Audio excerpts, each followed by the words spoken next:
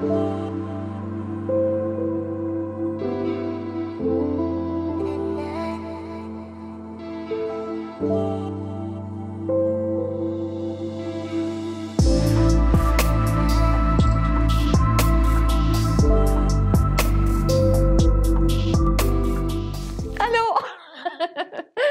un plaisir pour moi d'être avec vous ce soir pour une toute première fois en 2025 et j'espère sincèrement que la paix de Dieu est sur chacun d'entre vous. Ce soir, je débute avec une question.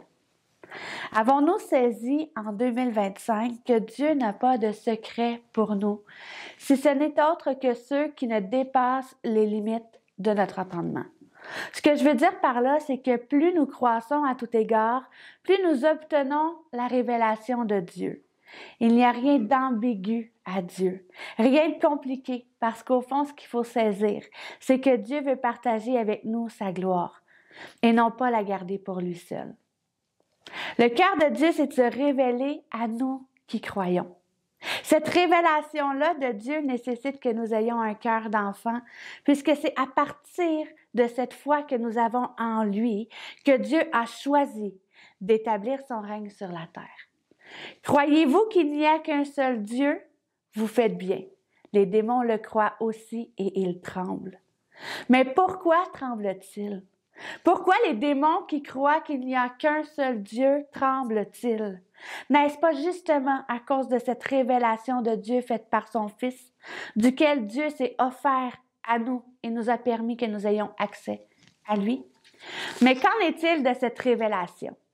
N'est-elle pas accordée à chaque enfant de Dieu qui a reçu le Saint-Esprit qui surpasse toute intelligence humaine, en ce sens qu'il nous permet de comprendre la révélation de Dieu sans que nous ayons à faire quoi que ce soit de mystique ou de religieux.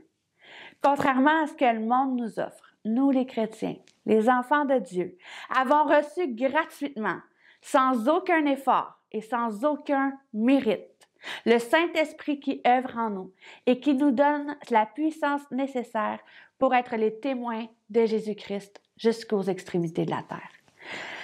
Je le répète souvent, mais je ne peux pas faire autrement que de le répéter parce que c'est ce que Dieu a mis sur mon cœur. Je suis convaincue que Dieu prépare toujours le terrain sur lequel il nous envoie semer. Je suis convaincue que le désir de Dieu est de nous utiliser là où nous nous trouvons et qu'il a disposé les cœurs à recevoir cette semence incorruptible par notre témoignage. Durant les festivités de décembre à janvier, ma famille et moi avons eu la bénédiction de nous retrouver au milieu de gens qu'on aime vraiment beaucoup. Et il n'y a pas un endroit où nous avons posé le pied sans voir la gloire de Dieu.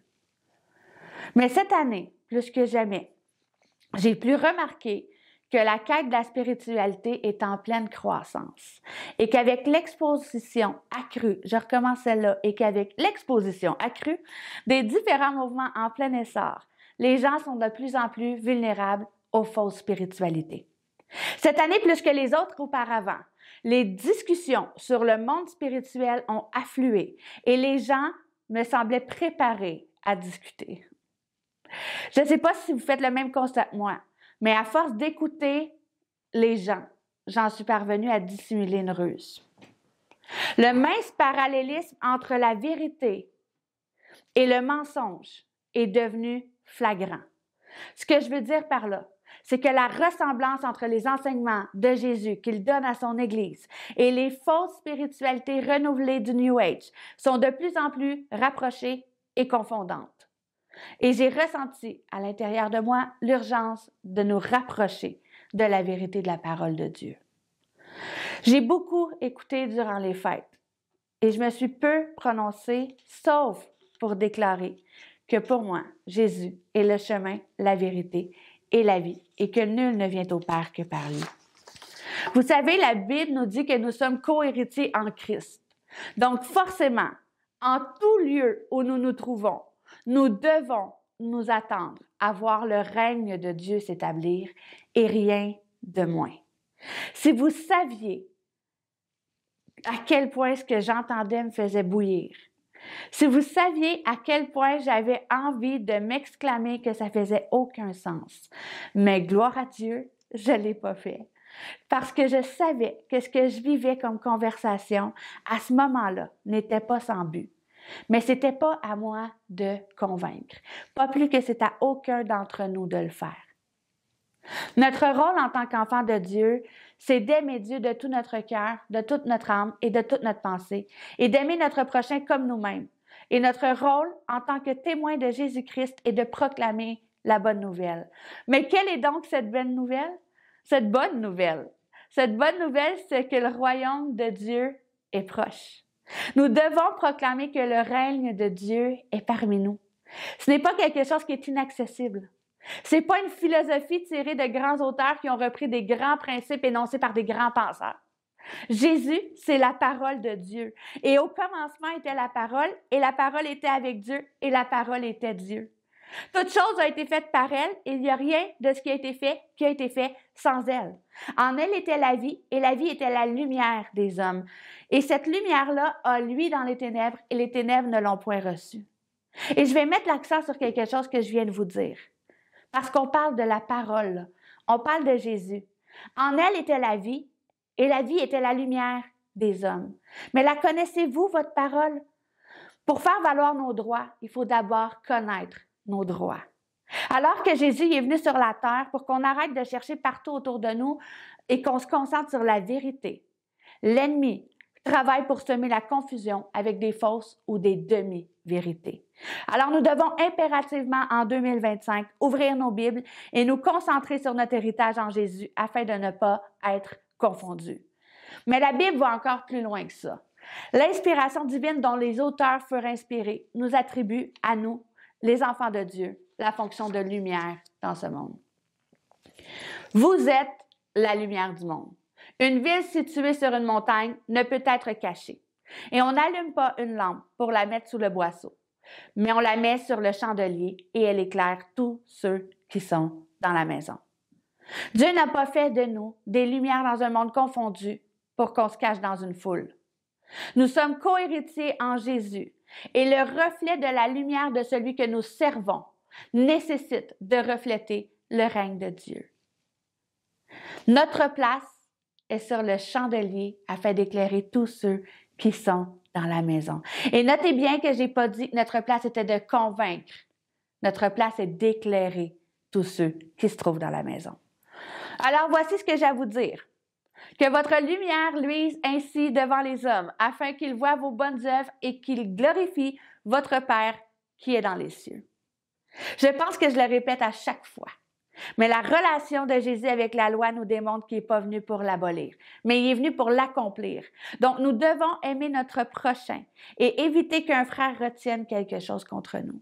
Nous devons nous accorder promptement avec notre adversaire de peur qu'il ne nous livre au juge. Vous savez, nous sommes les témoins de Jésus.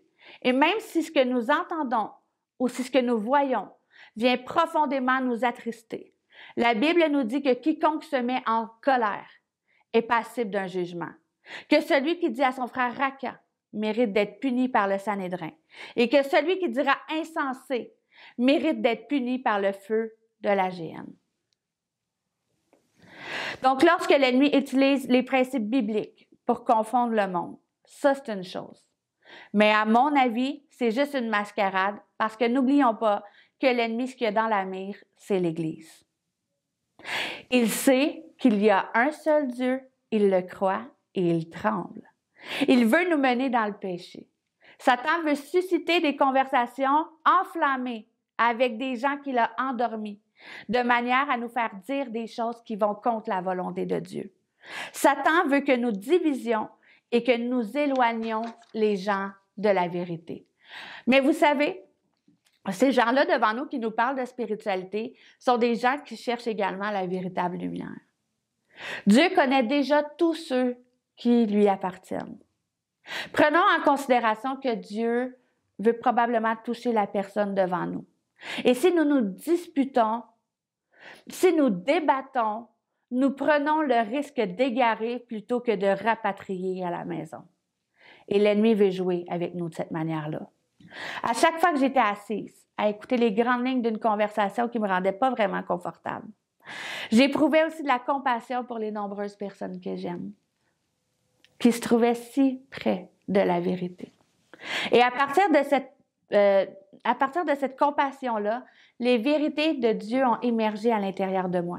Le Saint-Esprit était à l'œuvre à l'intérieur de moi et j'ai vu combien les heures passées à la lecture de ma Bible étaient bénéfiques. Alors, ouvrez la parole et apprenez à reconnaître la voix de Dieu. Alors qu'on me parlait de philosophie, je me souviens que le terme grec philosophia signifie simplement l'amour de la sagesse et que du commencement jusqu'à la fin de la Bible, Dieu cherche des hommes et des femmes qui aiment et recherchent sa sagesse.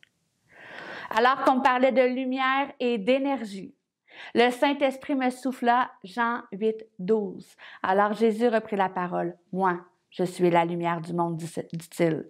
Celui qui me suit ne marchera pas dans les ténèbres. Il aura la lumière de la vie. Et alors qu'on me parlait de karma, le Saint-Esprit me souffla Galates 6, 7. Ne vous y trompez pas. On ne se moque pas de Dieu. Ce qu'un homme aura semé, il le moissonnera. La mince ligne entre la vérité et le mensonge méritait. Mais Pasteur Guy, dit que quelqu'un d'irrité devient quelqu'un d'irritant. Alors, je ne suis pas allée là. Mais ça me suffisait pour reconnaître la main de Dieu qui me couvrait. La vérité, c'est que si le Saint-Esprit œuvrait à l'intérieur de moi pour me révéler la parole de Dieu, cela me suffisait pour comprendre que Dieu agirait et qu'il ne faillit en rien.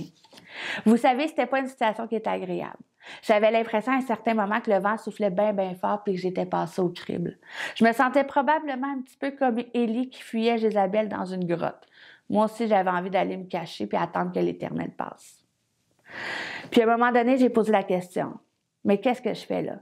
Qu'est-ce que Jésus attend de moi? Comment je dois agir maintenant? Mais la réponse, je la connaissais. T'es la lumière du monde. Une ville située sur une montagne ne peut être cachée et on n'allume pas une lampe pour la mettre sur le boisseau. On la met sur le chandelier et elle éclaire tous ceux qui sont dans la maison. Dieu voulait que je monte sur la montagne. Il y avait un combat dans le spirituel qui se livrait. Mais cette fois-ci, je ne devais pas déplacer la montagne. Je devais monter dessus jusqu'à temps que Dieu passe. Mais avant de monter dessus, je devais être dedans. Et je devais impérativement rester caché derrière Jésus. Il y avait une tempête qui se levait. Cette fois-ci, je la discernais. Et comme si, dans la tempête que je vivais à l'intérieur de moi, Jésus me demandait, « Puis toi, qui dis-tu que je suis? » Réponse facile, « T'es le Christ, le Fils de Dieu. » Et c'est cette déclaration-là. C'est cette déclaration-là qui est utile à l'œuvre de Dieu pour le rétablissement de son royaume. Et que nous dit la Bible suivant cette déclaration de Pierre, le fidèle disciple de Jésus? Jésus, reprenant la parole, lui dit, « Tu es heureux, Simon, fils de Jonas, car ce ne sont pas la chair et le sang qui t'ont révélé cela, mais c'est mon Père qui est dans les cieux. » Ce ne sont pas la chair ni le sang. Moi, j'appelle ça un coup de pelle royal. C'est Dieu qui permet la révélation de lui au temps convenable. Alors, à titre de témoin, que nous reste-t-il à faire? Que nous dit la Bible? Et moi, je te dis que tu es Pierre, et que sur cette pierre, je bâtirai mon Église, et que la porte des séjours des morts ne prévaudront point contre elle. Je te donnerai les clés du royaume des cieux. Ce que tu liras sur la terre sera lié dans les cieux, et ce que tu délieras sur la terre sera délié dans les cieux. Alors, il recommanda aux disciples de ne dire à personne qu'il était le Christ. À ce moment-là, dans l'histoire que nous retrouvons dans la Bible, c'était pas le temps de révéler qui était Jésus. Et si je l'applique maintenant à mon histoire, j'ai compris que ce n'était pas le temps de débattre. Il me suffisait d'être un témoin de Jésus, d'être un semeur de paix et d'utiliser les clés du royaume. Pourquoi? Parce que la révélation de Dieu vient de Dieu. J'ai pas besoin de convaincre personne. J'ai discrètement lié les esprits d'oppression et de division. Et les conversations ont pris fin dans l'amour et la paix. Mais quel témoignage ce fut pour les spectateurs. Est-ce que je venais de perdre le combat parce que je choisissais de ne pas entrer dans les débats? Est-ce qu'à votre avis, Jésus avait dit son dernier mot? Certainement pas. En tout lieu où nous nous sommes trouvés, nous avons vu la gloire de Dieu. Avant de conclure, je veux que vous sachiez que le simple fait d'être des enfants de Dieu fait de nous des lumières dans ce monde. et que notre témoignage est passé au crible. Les gens veulent voir la différence. Les gens, les chrétiens et les non-chrétiens ont besoin de voir le Saint-Esprit à l'œuvre à l'intérieur de nous. La vision pour le CCDM en 2025, c'est uni dans la victoire et la paix. Hey, je vais la recommencer. La vision pour le CCDM en 2025, c'est uni dans la victoire et la paix. Alors discernons les pièges de l'ennemi. Usons de sagesse et saisissons nos victoires. Montons sur la montagne si c'est la volonté de Dieu et assurons-nous de conserver la paix en tout lieu. Au nom de Jésus. Hey, je vous aime, je vous laisse sur le chant qui suit et je vous dis à bientôt.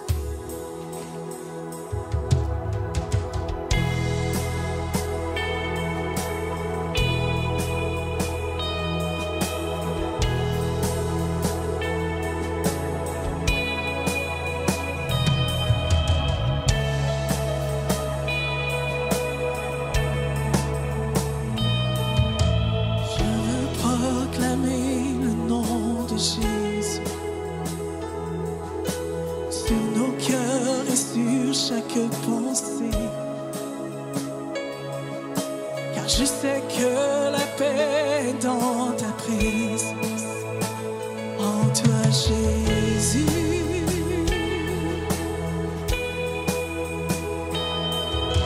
Je veux proclamer le nom de Jésus,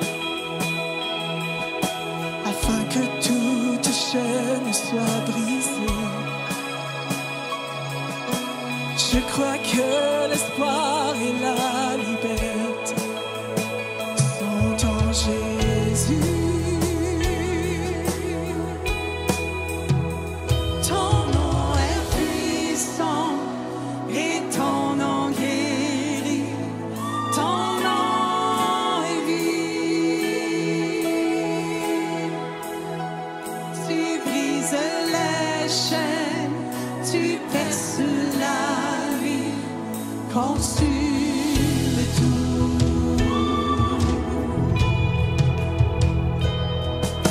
Je veux proclamer le nom de Jésus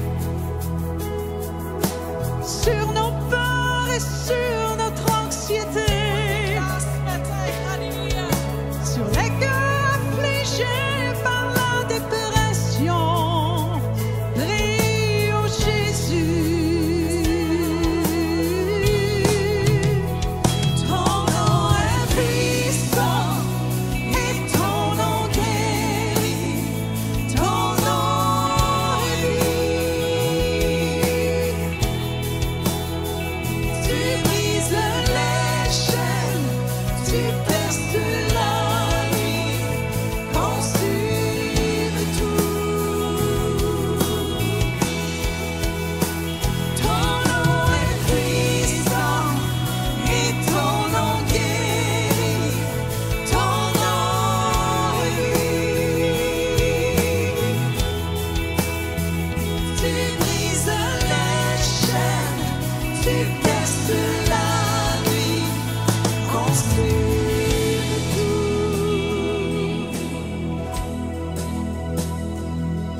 Déclarons-le sur les monts, Jésus dans les rues, Jésus dans les ténèbres, sur tous nos ennemis.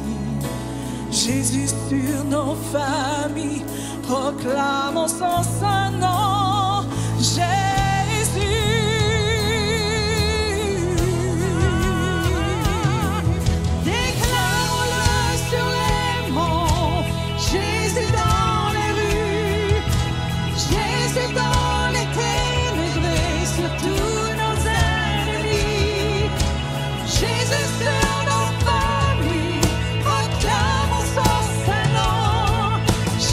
Jésus, ton nom est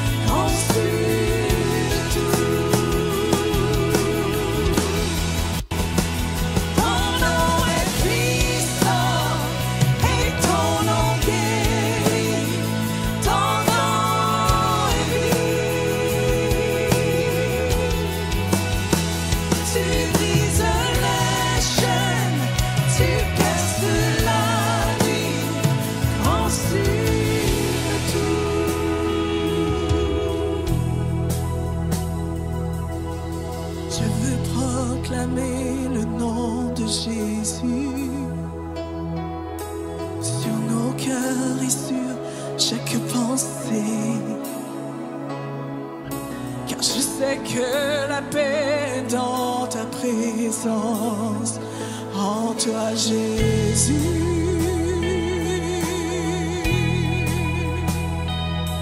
Déclarez-le ce matin. Déclarez-le avec foi ce matin, de tout votre cœur, croyant qu'il l'a déjà accompli ce matin. Alléluia! Le nom de Jésus est puissant. Oh. Déclarons-le sur les monts, Jésus dans les rues, Jésus dans les ténèbres, et sur tous nos ennemis. Jésus sur nos familles, proclamons son saint nom. Jésus, déclarons-le sur les monts. Jésus dans les rues, Jésus dans les ténèbres, et sur tous nos ennemis. Jésus sur nos familles, proclamons son saint nom. Jésus,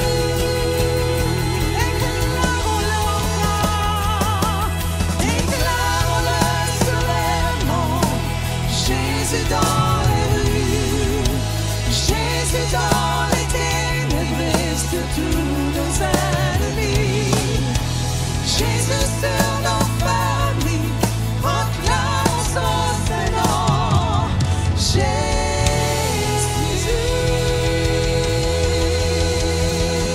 déclarons son nom, Seigneur.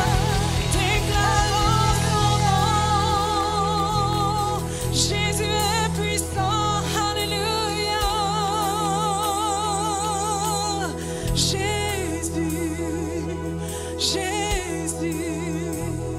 Jésus,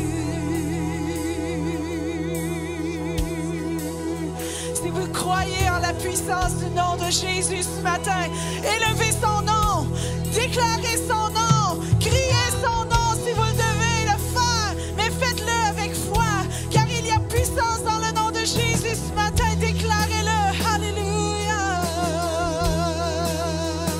Jésus.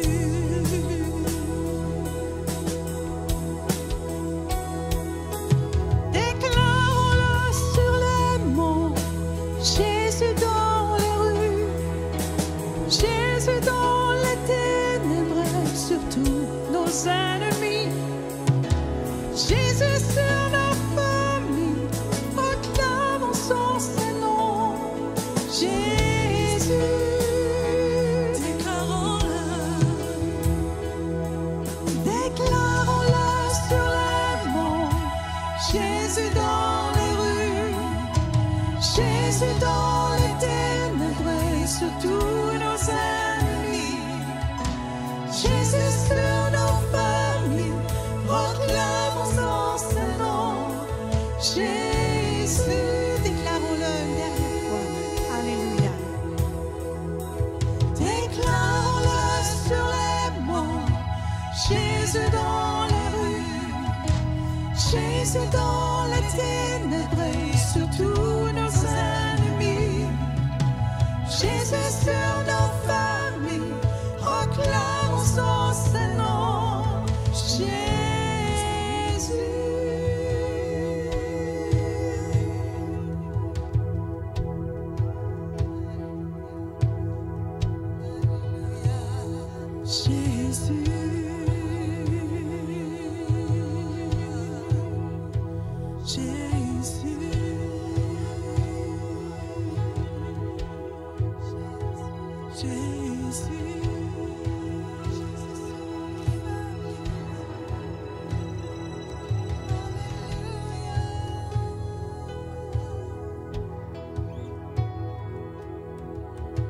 La puissance dans le nom de Jésus. Alléluia.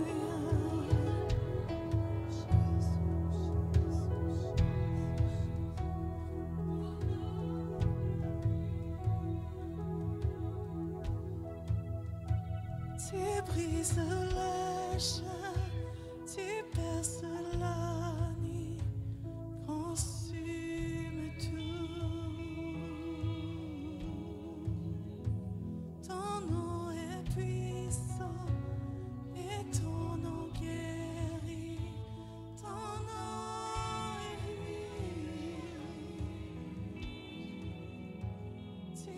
Jésus.